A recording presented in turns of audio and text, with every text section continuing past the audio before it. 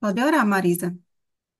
Santo e amado Deus que está no céu, Senhor, aqui estamos novamente aqui, Senhor, de joelhos, pedindo para que Teu Espírito Santo venha trabalhar na nossa mente, para que nós possamos entender a Sua palavra que a Sua serva organizou para que nos passar.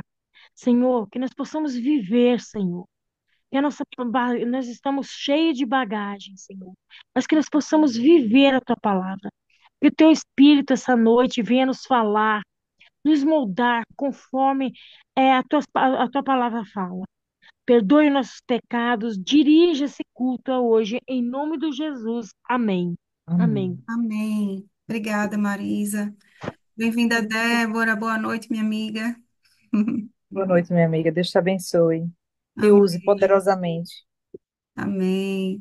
Vamos continuar orando pelo paizinho da Débora, tá, gente? Ele vai iniciar um tratamento agora, que o Senhor conduza todas as coisas. Então, deixa eu compartilhar aqui a tela. Estão vendo, né? Me ouvindo bem? Tudo certinho? Sim, Então, gente, eu resolvi reunir esses dois capítulos, juntar esses dois capítulos hoje. Então, nós vamos estudar os capítulos 4 e 5.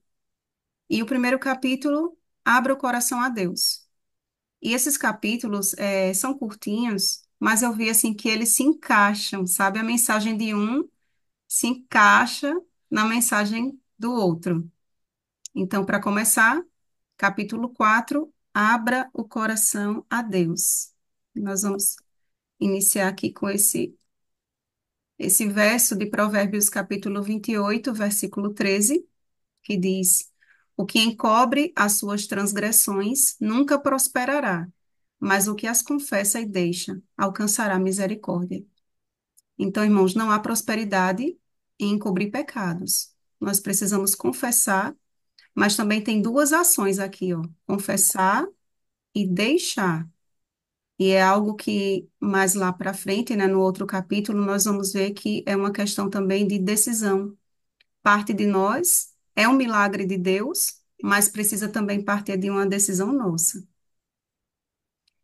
E eu trouxe aqui o texto de Apocalipse, e agora eu vou pedir que você abra sua Bíblia em Apocalipse capítulo 3, versículos 14 ao 20, e é justamente a mensagem à igreja de Laodiceia, carta à igreja em Laodiceia. Nós sabemos que a carta à igreja em Laodiceia foi escrita para o nosso tempo, nosso período, nesse período profético dos últimos dias que nós estamos vivendo. E é uma mensagem, irmãos, que ela precisa ser compreendida e plenamente aceita. Uma das causas da sacudidura final vai ser justamente a rejeição a essa mensagem aqui. Então, é uma mensagem que a gente precisa prestar muita atenção. Então, vamos ler o texto, Apocalipse capítulo 3, versículos 14 ao 20. Se alguém quiser ler, eu vou dar aqui 10 segundos para se manifestar. Vou Sim. ler, então. Pronto, irmão Adriano, pode ler, por favor. Do 14 ao. Ao 20. Vamos lá. Ao anjo da igreja em Laodiceia, escreve estas coisas, diz o Amém, a testemunha fiel e verdadeira, o princípio da criação de Deus. Conheço as tuas obras, que nem és frio nem quente. Quem dera fosse frio ou quente. Assim, porque és morno e nem és quente nem frio, estou a ponto de vomitar-te da minha boca. Pois dizes: Estou rico e abastado e não preciso de coisa alguma, e nem sabes que tu és infeliz, sim, miserável, pobre, cego e nu. Aconselho-te que de mim compres ouro refinado pelo fogo, para te enriqueceres, vestiduras brancas para te vestires, a fim de que não seja manifesta a vergonha da tua nudez, e colírio, para ungires os olhos, a fim de que vejas. Eu repreendo e disciplino a quantos amo. Sê, pois, zeloso e arrepende-te. Eis que estou à porta e bato. Se alguém ouvir a minha voz e abrir a porta, entrarei em sua casa e cearei com ele e ele comigo. Isso, obrigada, irmão. Então, aqui nós vemos um recado bem claro, né, de Cristo à sua igreja, e é interessante que é a única igreja em que não há nenhum elogio, só coisas ruins. Então, eu conheço as tuas obras. Eu acho muito interessante essa pequena frase que ela é repetida em cada igreja. Então, é Jesus dizendo: Eu conheço vocês. Não adianta se esconder. Então, por mais que eles dissessem, somos ricos, somos abastados, eu achei interessante porque foi a oração da Marisa, quando ela disse que a gente não fique só cheio, né? Nós estamos cheios de conhecimento, mas nós precisamos da prática. E essa prática só vem pela ação do Espírito Santo na nossa vida, quando a gente abre o coração e permite que Cristo entre e realize ali a mudança necessária em nós. E ele nos oferece. Ele, na verdade, diz: Eu aconselho que vocês comprem de mim. Então, quem é que tem essas coisas? Quem é que tem o ouro refinado no fogo, as vestes brancas e o colírio? Tudo isso pertence a Cristo, porque é o caráter dele. Então, é o caráter de Jesus em nós, que precisa ser comprado. E esse comprar é interessante porque Cristo ele já pagou o preço. Ele já pagou o alto preço. Então, a gente não precisa nem pagar, porque ele já pagou. Ele só diz: venha até mim e receba o que eu tenho para lhe dar. Então, ouro refinado pelo fogo, que é a fé que atua pelo amor, as vestiduras brancas, que são a justiça de Cristo, o colírio, que é essa visão espiritual, né, que nós precisamos através do Espírito Santo, da ação do Espírito Santo na vida. E no verso 19 diz que ele repreende e disciplina. Então, duas coisas que geralmente o ser humano não gosta. Nós não gostamos de ser repreendidos nem de sermos disciplinados. Dizer, você está errado. Ninguém gosta, mas é necessário. Então, como um pai amoroso, Deus ele também repreende e ele também disciplina. E ele diz: arrependa-se, né? Arrepende-te. Então, o arrependimento é também uma condição para que nós possamos caminhar com Cristo. Nós vimos, em estudos passados que o arrependimento ele não é o primeiro passo. O primeiro passo é você abrir para que Cristo ele possa entrar. Então, a partir do momento que ele entra, começa a mudança. Então, ele, por sua bondade, nos conduz ao arrependimento. Então, vamos começar a ler alguns trechos, né, do livro, capítulo 4, e diz assim: As condições para obter misericórdia de Deus são simples, justas e razoáveis. Só que é bem interessante. Simples, a gente complica muito as coisas. Então, Deus ele deixou para nós condições para obtermos a sua misericórdia que são simples, são justas e são razoáveis. O Senhor não requer de nós atos penosos, a fim de que alcancemos o perdão dos pecados. Então, não precisamos empreender longas e cansativas peregrinações, nem praticar duras penitências, a fim de recomendar nossa alma ao Deus do céu ou expiar nossas transgressões. Mas o que confessa os seus pecados e os deixa, alcançará misericórdia. Então, como nós lemos lá no verso de Provérbios, lá no início. Então, irmãos, não é necessário a gente empreender peregrinações, praticar penitência, não, porque Jesus ele já pagou o preço por nós. Como é que a gente pode, como é que nós podemos nos achegar a Deus? Como é que nossas transgressões podem ser expiadas e perdoadas? Precisamos confessar os nossos pecados e, pelo poder de Deus, manifestado em nós através do Espírito Santo, nós deixamos o pecado, abandonamos o pecado, e isso faz com que alcancemos a misericórdia de Deus. Em Tiago 5,16, esses versinhos tem lá no capítulo também, que ela traz alguns versos, diz: Confessai as vossas culpas uns aos outros e orai uns pelos outros para que sareis. E ela continua dizendo: Confessai vossos pecados a Deus, que é o único que os pode perdoar, e vossas faltas uns aos outros. Então é diferente. Então, os nossos pecados, irmãos, nós precisamos confessar a quem? Unicamente ao Senhor. Ele é que pode nos perdoar. Agora, se nós tivermos uma falta com alguém, então nós precisamos procurar essa pessoa e resolvermos as nossas faltas uns com os outros. Se ofendestes a vosso amigo ou vizinho, deveis reconhecer vossa culpa, e é seu dever perdoar-vos plenamente. Deveis buscar então o perdão de Deus, porque o irmão a quem feristes é propriedade de Deus, e ofendendo-o, pecastes contra seu Criador e Redentor. Então, quando nós ofendemos o nosso irmão, quando nós magoamos o nosso irmão, nós pecamos contra Deus, porque ele também é filho de Deus, é uma criatura do Senhor. O caso será levado perante o único mediador verdadeiro, nosso grande sumo sacerdote, Jesus Cristo, que, como nós, em tudo foi tentado, mas sem pecado, e que se compadece das nossas fraquezas. Está lá em Hebreus 4,15. Sendo apto para purificar-nos de toda mancha de iniquidade.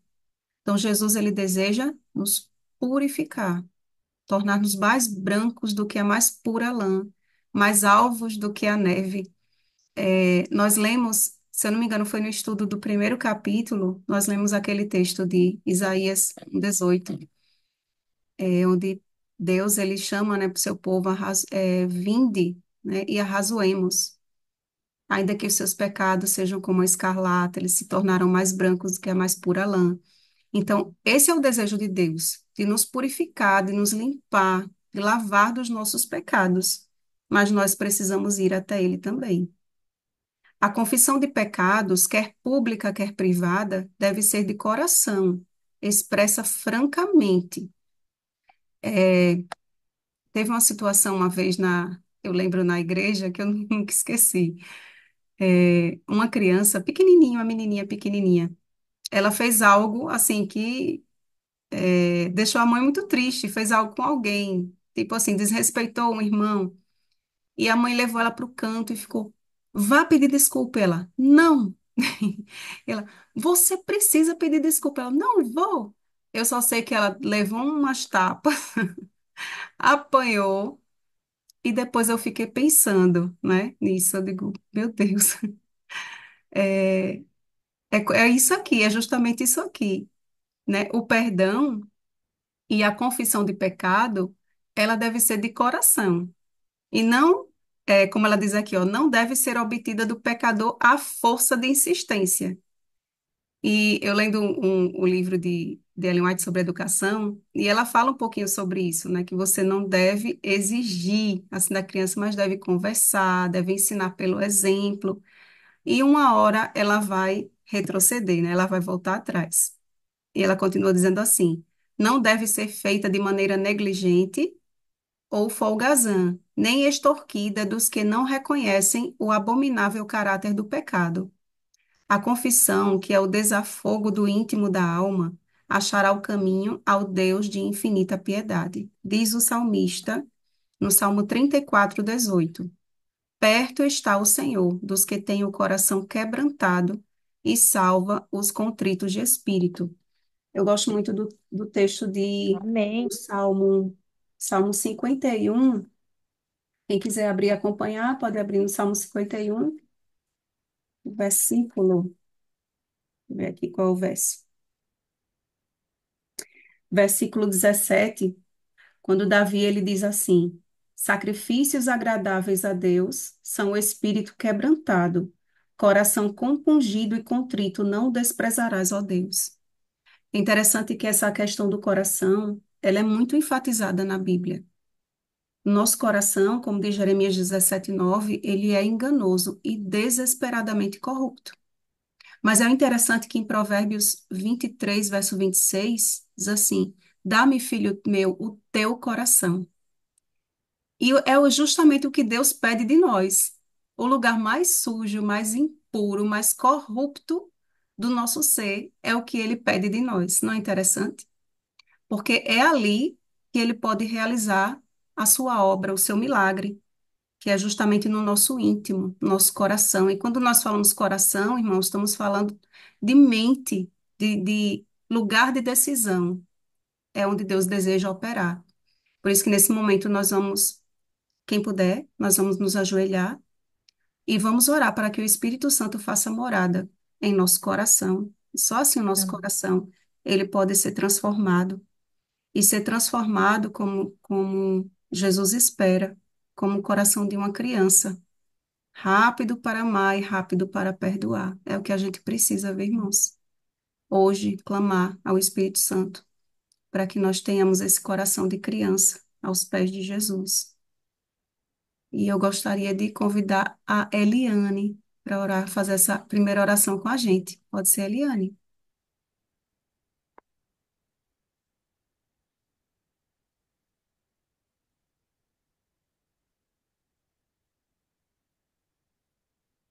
Eliane está com a gente? Sim, vou orar, Amém. tá?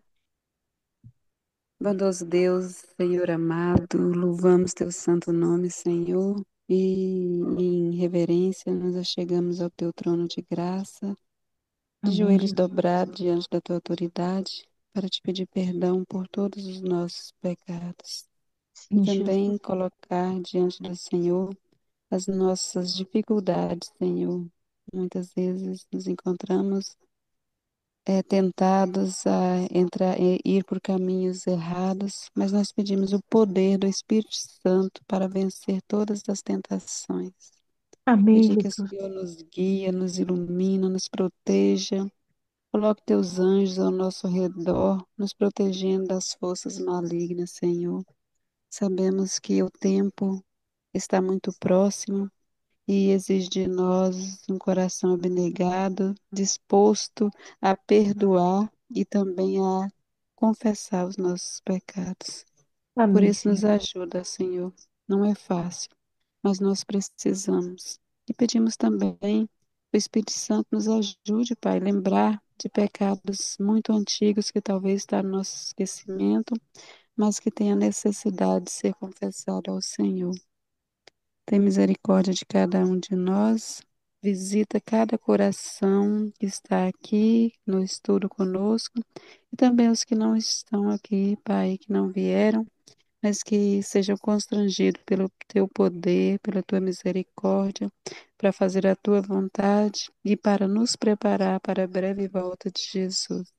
Continue Amém. conosco nesse estudo, continue nos ensinando, Pai. Precisamos muito e nos batiza com teu Santo Espírito. Te Amém, pedimos, te agradecemos no nome santo de Jesus. Amém, Amém. Senhor. Amém. Obrigada, Eliane.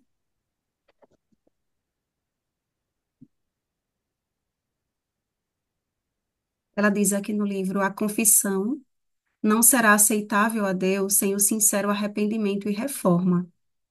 É preciso que haja decisivas mudanças na vida. Tudo que seja ofensivo a Deus tem de ser renunciado. Este será o resultado da genuína tristeza pelo pecado. A obra que nos cumpre fazer de nossa parte é nos apresentada claramente. Olha só o que diz Isaías capítulo 1, versos 16 e 17. Lavai-vos, purificai-vos, tirai a maldade de vossos atos de diante dos meus olhos, e cessai de fazer o mal. Aprendei a fazer o bem, praticai o que é reto, ajudai o oprimido, fazei justiça ao órfão, tratai da causa das viúvas. Então aqui Deus apresenta o nosso remédio, o lenitivo que ele tem para cada um de nós, para que possa então nos purificar, tirar, né, a maldade dos nossos atos diante dos nossos olhos.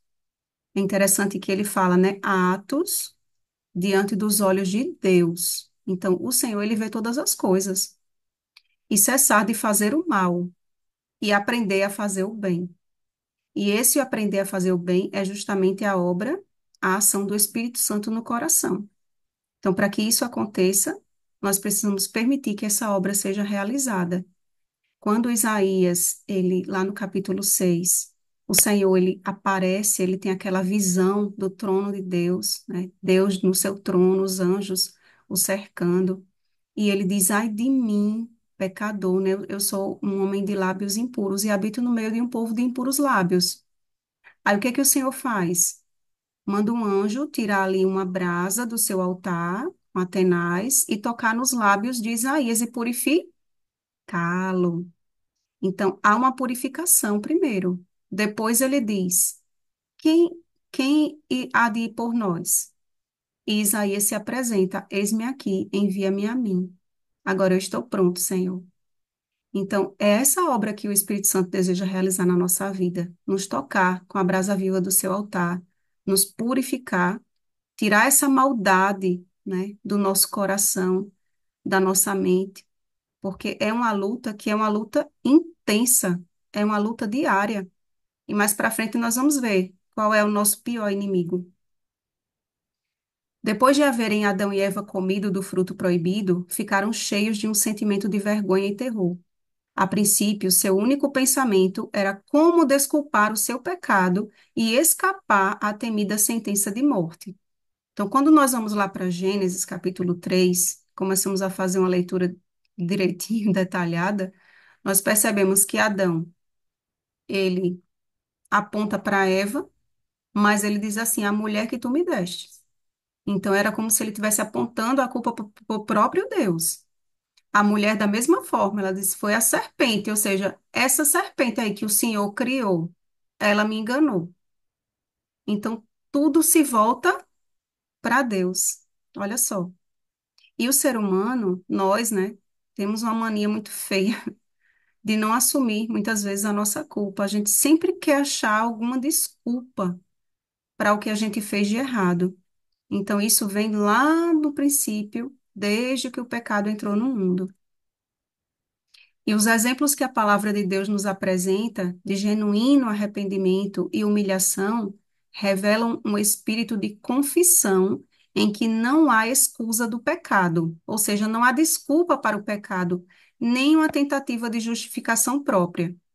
Paulo não procurava desculpar-se, pintava os seus pecados nas cores mais negras, não procurando atenuar a sua culpa. Olha o que ele diz em Atos 26, 10 e 11 e 1 Timóteo 1,15.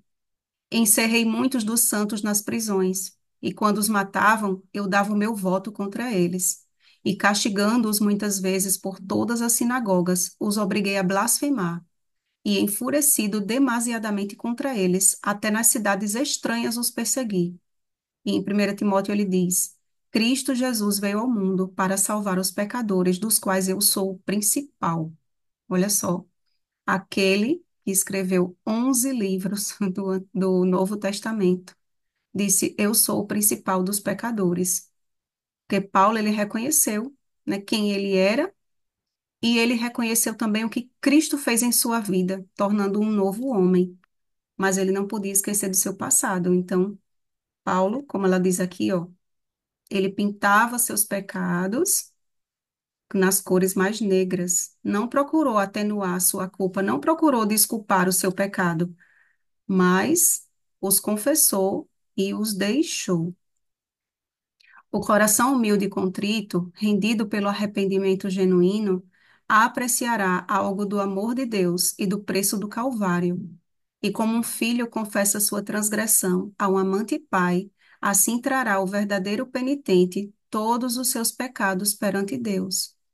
Então, como a Eliane, ela falou na oração, se tiver algum pecado em nossa vida, que porventura esteja até prejudicando a nossa mente, a nossa vida, nossa comunhão com Deus, com os nossos irmãos, com a família, que o Espírito Santo mostre e que nos leve, né, que nos leve por sua bondade ao verdadeiro arrependimento. Em 1 João 9, se confessarmos os nossos pecados, ele, Jesus Cristo, é fiel e justo para nos perdoar os pecados e nos purificar de toda injustiça.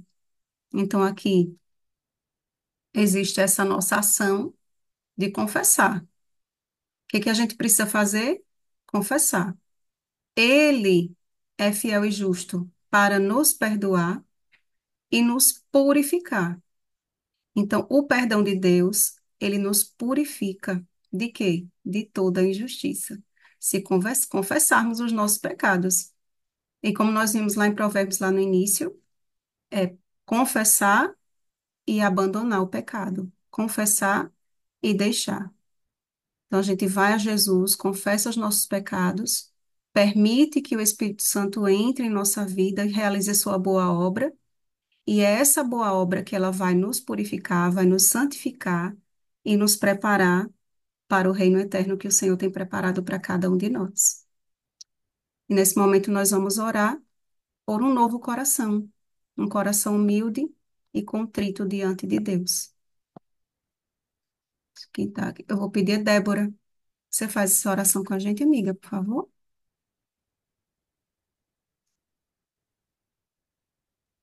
Faço sim. Vamos orar então. Querido Pai, muito obrigada, Senhor, por essa oportunidade que o Senhor nos concede de reflexão. O Senhor tem sido muito misericordioso para conosco. O Senhor tem nos amado, independente de quem nós somos, porque o Senhor nos vê como nos tornaremos. E essa é uma esperança dentro do nosso coração. Porque acreditamos, Senhor, que o Senhor mudará esse coração de pedra e transformará num coração de carne, Senhor. Só o Senhor nos conhece. Só o Senhor sabe como nós somos e o que precisamos mudar. E estamos aqui, Senhor, te pedindo, colocando no teu altar todo o nosso ser, todo o nosso jeito de ser. E pedimos que o Senhor nos mude aquilo que não te agrada, Senhor. Retira de nós. Como diz o salmista, sonda o nosso coração, Senhor. Vê se há em nós algum caminho mau e nos guia, Senhor, pelo caminho eterno. Muito obrigada, Senhor, porque o Senhor está presente nesse caminho, nos guiando, nos mostrando, nos modificando. Continua, Paizinho, nós damos autoridade ao Senhor, para que o Senhor continue a mudar, transformar e concluir, Senhor, essa obra que o Senhor iniciou em nós. Como foi pedido, eu também te peço, tudo será possível se o Senhor nos der, Senhor, teu Espírito Santo. Derrama o teu Espírito Santo sobre nós, Pai. Nós precisamos dele para que essa mudança ocorra. Derrama poderosamente, Senhor, teu Espírito sobre nossas vidas, sobre a nossa família, sobre os nossos queridos. E nos prepara, por favor, Senhor, para o grande dia da tua volta, onde nós não iremos nem nos reconhecer.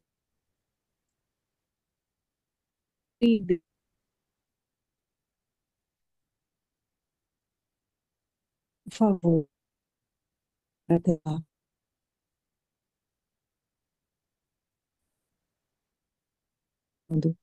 É o que eu te peço.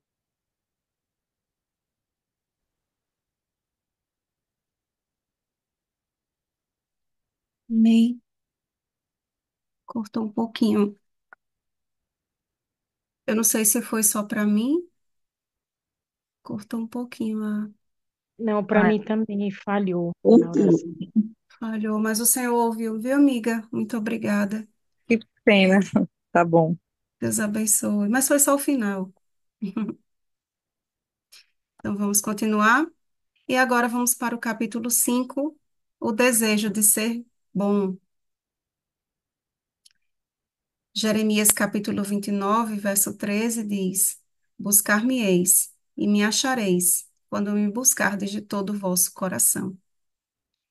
Hoje eu fui para a academia e estava ouvindo. Eu sempre coloco alguma coisa para ouvir, boto o fone no ouvido e geralmente eu escuto um sermão. E eu estava ouvindo hoje um sermão sobre ser como criança, como Jesus falou em Mateus 18. E esse irmão, ele deu exemplo de um homem, já em sua fase adulta, mas que tem a mente como se fosse uma criança de 6, 7 anos. Tem uma mente infantil. tem algum retardo, alguma dificuldade.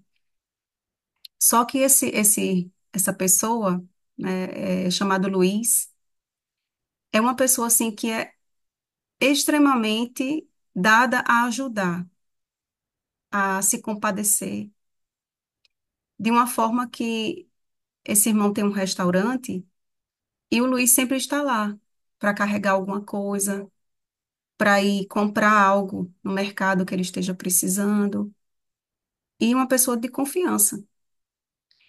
E certo dia ele disse que ele estava de joelhos na sua sala, ali no restaurante, orando e chorando, buscando o auxílio de Deus, porque estava numa dificuldade financeira grande e não tinha dinheiro nem para comprar a mercadoria para poder oferecer ali no restaurante.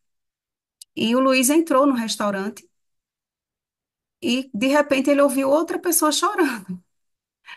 E quando olhou, era o Luiz, de joelho, chorando também. Aí ele parou de chorar e perguntou ao Luiz: por que você está chorando? Disse, porque o senhor está aí, de joelho e chorando. Então eu também me ajoelhei e também estou chorando, porque o senhor está chorando.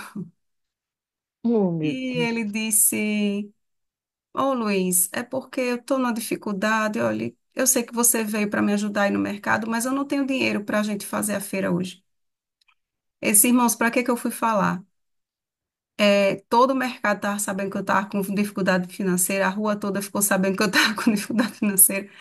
Ele pegou o carrinho, foi até o mercado, saiu falando com todo mundo e voltou para o restaurante com o carrinho cheio, com R$ 2.000 em compras, que ele conseguiu de graça. E quando ele descobriu que esse irmão, ele frequentava uma igreja, ele pediu para ir à igreja. E o irmão levou. E no dia fez o apelo. Eles têm um ministério, que é o ministério tipo do roupão, em que você, no apelo, você oferece às pessoas, né, que estão indo à frente para serem batizadas, aquela roupa do batismo, o roupão do batismo. Eles levam para casa e no dia do batismo eles podem usar aquele roupão, aquela bata. E o Luiz foi para a igreja naquele dia. E ele sentou no banco, todo mundo ficou meio desconfiado, porque ele tem uma aparência de uma pessoa de rua. E ele ficou sozinho em um banco. E quando o quarteto estava cantando a música final de apelo, lá da frente, esse irmão avistou o Luiz falando alto. Ah, você quer que eu levante? Tá bom, eu vou levantar. E levantou. E falando sozinho, não tinha ninguém do lado dele. Ah, você quer que eu te louve? Tá bom, eu vou te louvar. E começou, levantou a mão e começou a cantar. Nisso terminou o culto, eles desceram para almoçar, tinha um almoço na igreja, e o Luiz encheu aquele pratão que não cabia mais um grão de arroz. Aí ele comeu tudo muito rápido. Depois ele foi, encheu outro prato do mesmo tamanho, e só que ele começou a ficar cheio, e a irmã chegou Je- perto dele e disse: eu disse a você que não comesse tanto, tá vendo? Agora não vai estragar a comida. E ele ficou meio triste, né? Meio cabisbaixo, voltou meio calado. E no carro, de repente, ele perguntou ao irmão: tio, você viu o homem que estava ao meu lado? Ele fez: não. Tinha alguém ao seu lado? Não tinha ninguém ao seu lado. Tinha, ele estava sentado do meu lado. Aí ele disse: Luiz, levante. E eu levantei. Luiz, agora me louve. E eu louvei. Tio, quem o senhor acha que era? Então ele percebeu, né? E disse: você foi visitado por Jesus. Jesus falou com você. Então ele foi, conheceu a casa do Luiz. O Luiz, ele comeu daquele jeito porque ele tinha perdido já o pai e a mãe. Só tinha uma irmã que morava de frente, mas não dava comida para ele. Ele morava num barraco pequeno. Então o irmão reformou o barraco ali do Luiz, a casinha do Luiz, e ficou ajudando. E quando foi certo dia, o Luiz chegou no restaurante com a sacolinha de roupa e disse, um sábado, né, para ir para a igreja. E o irmão perguntou: e essa roupa, Luiz? Ele disse: ah, tio, eu vou me batizar. Eu disse: como assim você vai se batizar? Eu disse: eu vou me batizar. Aí ele disse, eu quero me batizar, e ficou insistindo. Aí eu disse, não, Luiz, não é assim, a gente tem que conversar com o pastor, você tem que sentar, conversar. Então, acabou que ele conversou com o pastor, e ele disse o seguinte, é, aquele homem que você disse que é Jesus, ele me visitou no meu barraco, e ele botou a mão na minha cabeça e disse, Luiz, você precisa ser batizado. Você vai ser batizado na igreja lá, daquele irmão, porque aquela igreja é a minha igreja. Então, marcaram o batismo do Luiz. E no dia do batismo, tinha umas 1.000 pessoas, a igreja estava lotada. E quando ele foi entrar no tanque, ele se assustou com a quantidade de água. E ele disse: eu não vou ficar nessa água toda sozinho, eu não vou. Não. E todo mundo tentando acalmar. E ele disse: eu só vou batizar se tiver um bombeiro. Se tiver um bombeiro, eu me batizo. E começou a falar bem alto. De repente veio pelo corredor da igreja um comandante do corpo de bombeiros que ia passando na frente da igreja, ouviu o quarteto cantar, achou a música bonita e entrou na igreja. Então esse comandante ele foi até o púlpito e disse: não se preocupe, eu estou aqui, eu sou bombeiro. Então o Luiz se acalmou, ele foi batizado, né, na sua fé infantil. E quando ele se levantou, o comandante ele foi falar com ele, assim no tanque mesmo, né? Estendeu os braços e ele deitou a cabeça nas mãos do bombeiro. E ali aquele homem entregou o coração a Jesus. E outra senhora, depois ele, sem ela pedir, ele foi até a casa dela, capinou toda a casa dela, uma velhinha, e ela perguntou, né, você é de onde? De que igreja você é? Aí ele disse, eu sou daquela igreja ali. Era uma igreja perto da casa dela. E ela disse, não, mas ninguém ali é parecido com você, eu quero ir para a sua igreja. E acabou que essa senhorinha, ela frequentou a igreja, ela recebeu aquele roupão de batismo e ela foi batizada também e até hoje está na igreja.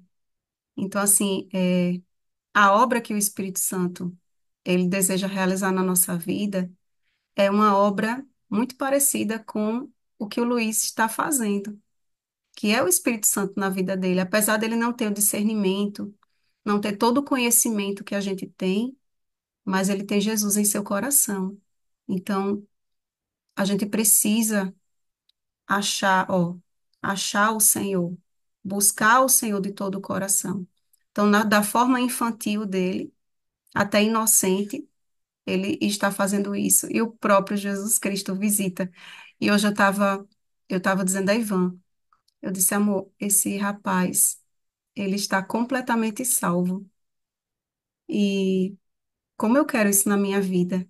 E eu imagino que cada um de nós, né, quer, deseja, esse é o maior desejo do nosso coração também.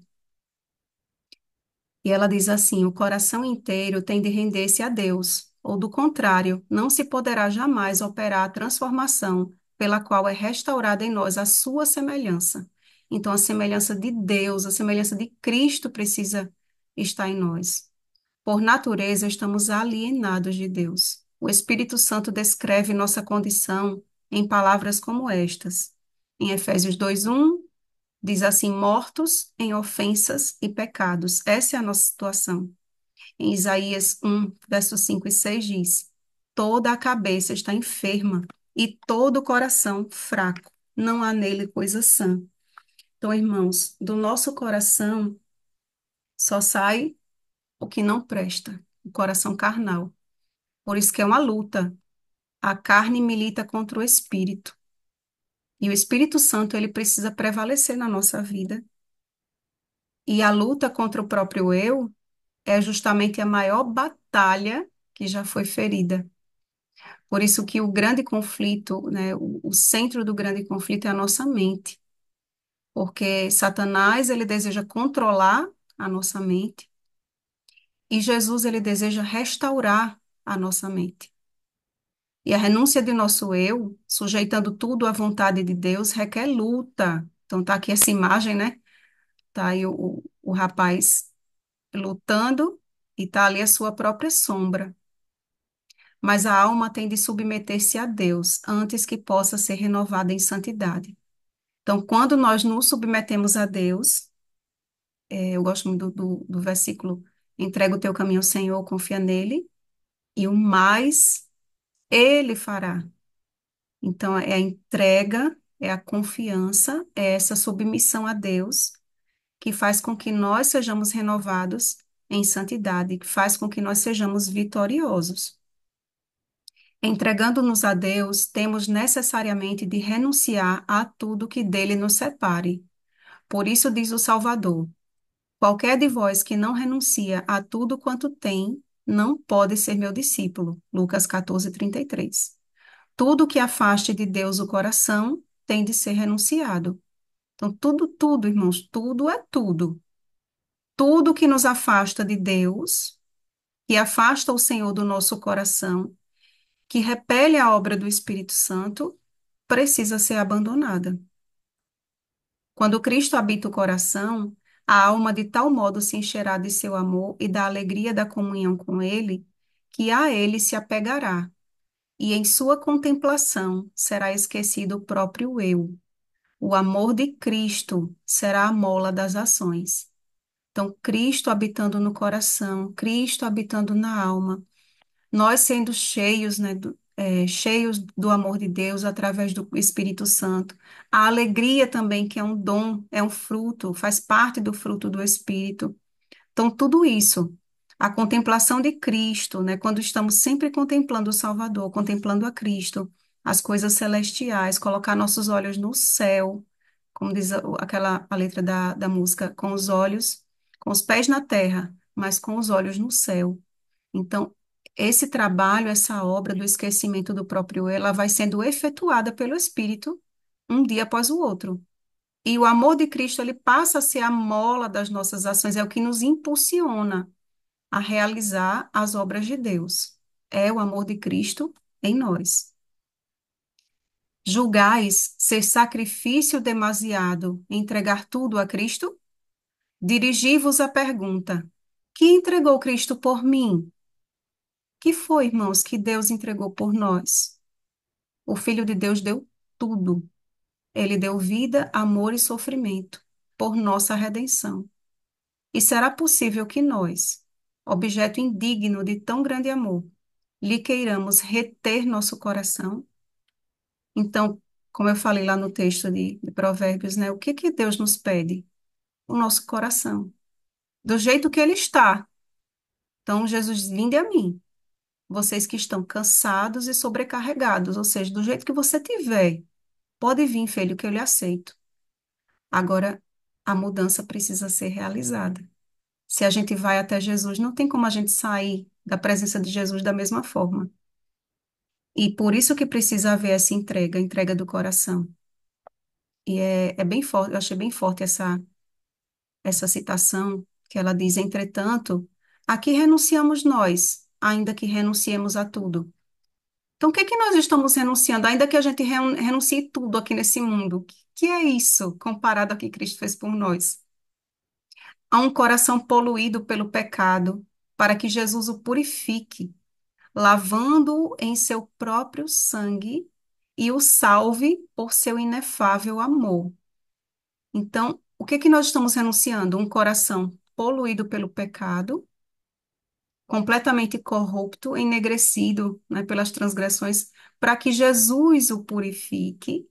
Ele vai lavá-lo com seu próprio sangue, olha aqui o sacrifício de Jesus por nós, e nos salvar por seu inefável amor. E ainda os homens acham difícil renunciar a tudo, envergonham-me de o ouvir, acanham-me de o escrever. Então, ainda assim, mesmo sabendo tudo que Jesus fez por nós, esse amor inefável, esse amor inesgotável, que a gente pode contemplar na cruz do Calvário, e ainda assim nós achamos difícil renunciar a tudo. E quando diz aqui os homens, vamos olhar para nós, né? Eu vou olhar para a Rosana, a Marisa vai olhar para a Marisa, a Vanessa vai olhar para a Vanessa, o irmão Adriano vai olhar para o Adriano. Então nós precisamos, como diz Paulo, examinai-vos a vós mesmos. E esse exame é justamente essa submissão a Deus, permitindo que o Espírito Santo nos mostre o que precisa ser abandonado, o que ainda nós não precisamos renunciar, o que que a gente ainda não entregou nas mãos de Deus, porque a entrega ela precisa ser completa, ela precisa ser íntegra. Deus não exige que renunciemos a coisa alguma cuja conservação nos seja de proveito. Em tudo que faz, tem em vista o bem-estar de seus filhos. Então, Deus não vai privar a gente, irmãos, de coisas boas que possam servir de proveito para cada um de nós, que possam ter em vista o nosso bem-estar. Então, Deus não é um Deus que vai roubar a nossa alegria. A gente não vai andar por aí cabisbaixo, não vai andar por aí carrancudo. Ah, eu tenho conhecimento da verdade. Aquele ali é um pecador, não vou andar com ele. A gente precisa ter muito cuidado com isso, porque Jesus ele andava com todos. Ele tinha o seu grupo específico. Ele chamava as pessoas para estarem perto dele. Mas Jesus ele era aberto a todas as pessoas. Vinde a mim, todos. É erro entreter o pensamento de que Deus se agrada de ver seus filhos sofrerem. Todo o céu se interessa na felicidade do homem. Então, Deus não se agrada do sofrimento. Deus se agrada da nossa felicidade. Deus quer a nossa felicidade. Nosso Pai Celeste não impede a nenhuma de suas criaturas o acesso aos caminhos dos prazeres. Os apelos divinos tão somente nos exortam a abster-nos, abandonarmos os prazeres que sobre nós trariam sofrimentos e desilusões e nos fechariam as portas da felicidade e do céu. Então, Deus sabe exatamente o que pode permanecer em nossa vida e o que precisa ser retirado da nossa vida. E o Espírito Santo, ele mostra. Se você é um filho de Deus, que tem um coração sincero, que sinceramente está buscando a Deus e buscando fazer a vontade do Senhor, o Espírito Santo vai lhe mostrar. Agora você precisa se permitir para ouvir a voz de Deus. Muitos indagam: como devo eu fazer a entrega do próprio eu a Deus? Então, como é essa entrega do coração? Eu nunca passei por isso. O que é que eu faço? Desejais entregar-vos a ele, mas sois faltos de poder moral, escravos da dúvida e dirigidos pelos hábitos de vossa vida de pecado. Então, muitas pessoas, elas pensam assim, ah, mas eu fui tão longe, ou eu estou tão distante, por exemplo, de fulano ou cicrano, que eu vejo, né, que já está lá na frente, está em outro nível. Muitas pessoas pensam dessa forma, né? Eu trouxe um exemplo uma vez que eu gosto muito, que como um bebezinho, o bebê, quando ele nasce sem dente, muitas vezes sem cabelo, com a cara amassada, chorando horrores, e o médico bota do ladinho da mãe e diz assim: Olha, a mamãe é perfeito, mas ele é perfeito para um recém-nascido. Quando ele chegar ali na fase de começar a andar, ele dá aqueles primeiros passinhos e cai. Dá mais uns passinhos e cai. Mas ele está perfeito para a sua fase. Então, em cada fase, né, o Espírito Santo ele vai trabalhando conosco. Então, nós somos perfeitos aos olhos do Senhor em cada fase da nossa vida, no nosso caminhar com Ele, se nós permitirmos que essa caminhada ela seja contínua e avante, né, ao alto, para cima. O que deveis compreender é a verdadeira força da vontade. Esta é o poder que governa a natureza do homem, o poder da decisão ou de escolha. Olha só aqui o que ela está dizendo. Tudo depende da reta ação da vontade.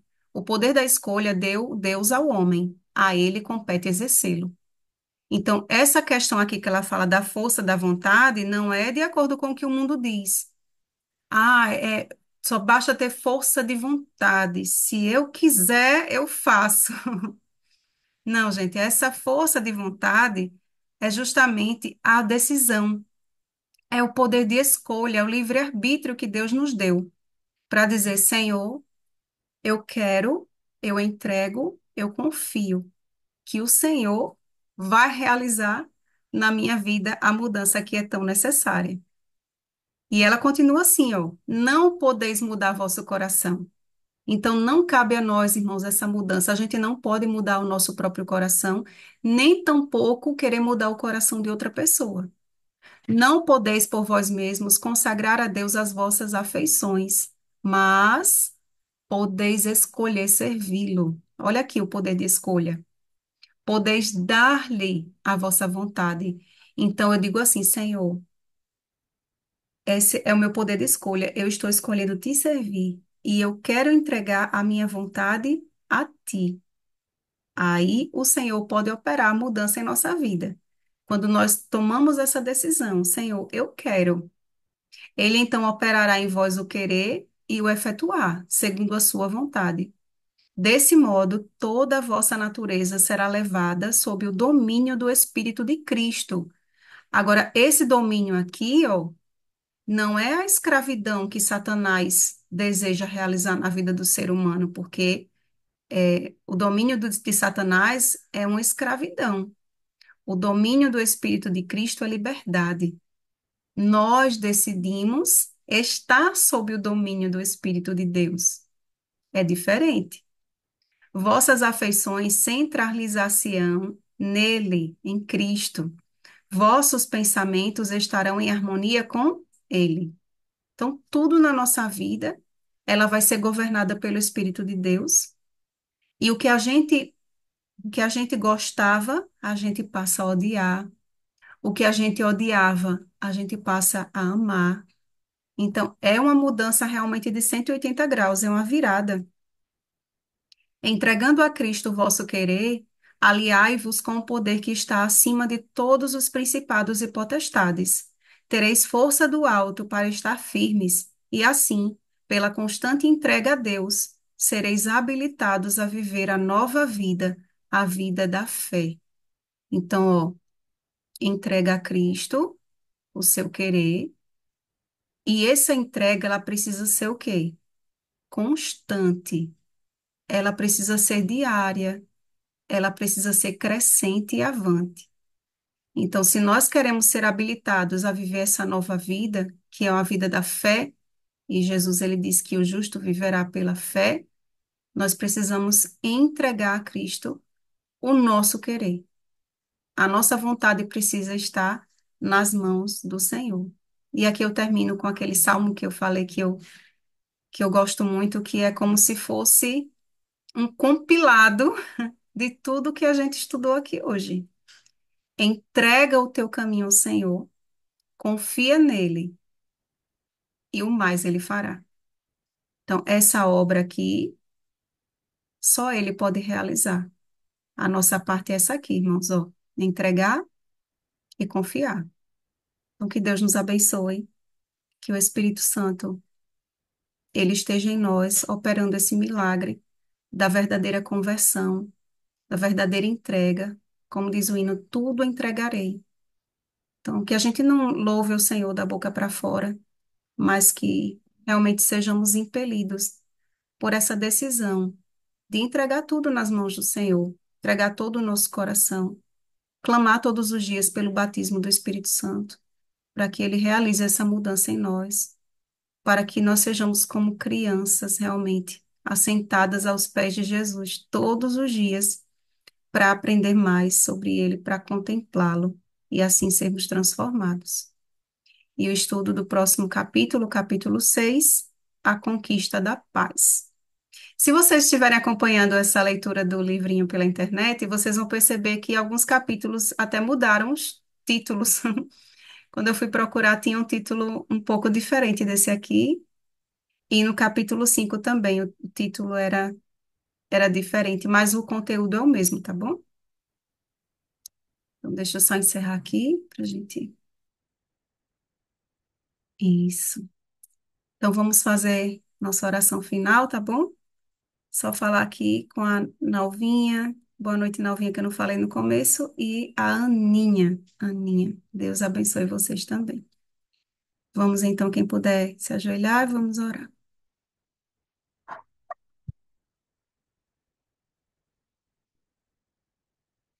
Querido e santo Deus, nosso Pai amado, louvado seja o Senhor por mais um estudo da tua palavra. do espírito de profecia. Obrigada, Senhor, por tão grande tesouro que o Senhor nos deixou, Senhor. A cartilha para o céu, uma carta de amor para o ser humano. E nós, Senhor, neste momento abrimos o nosso coração e clamamos, Senhor, que o Senhor o transforme. Tu conheces, Senhor, só Tu conheces o nosso coração que vai no nosso íntimo. E nós pedimos, ó Deus, transforma o nosso ser por completo. Nos ajude, Senhor, nos ensine como entregarmos tudo, Senhor, em Tuas mãos. Nos dê força, Senhor. Dá-nos Teu Espírito para que possamos abandonar tudo aquilo que nos afasta de Ti e nos apegarmos, Senhor, a tudo que nos aproxima de Ti. Abençoa cada família aqui representada, Senhor, cada um dos Teus filhinhos, aqueles que acompanharão depois, Senhor, o estudo. Que o Senhor os abençoe e os guarde.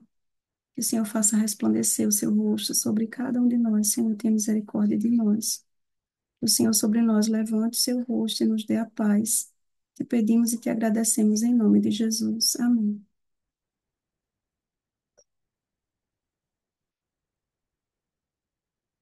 Amém, gente. Deus abençoe. Amém. Obrigada pelo esse estudo maravilhoso, viu?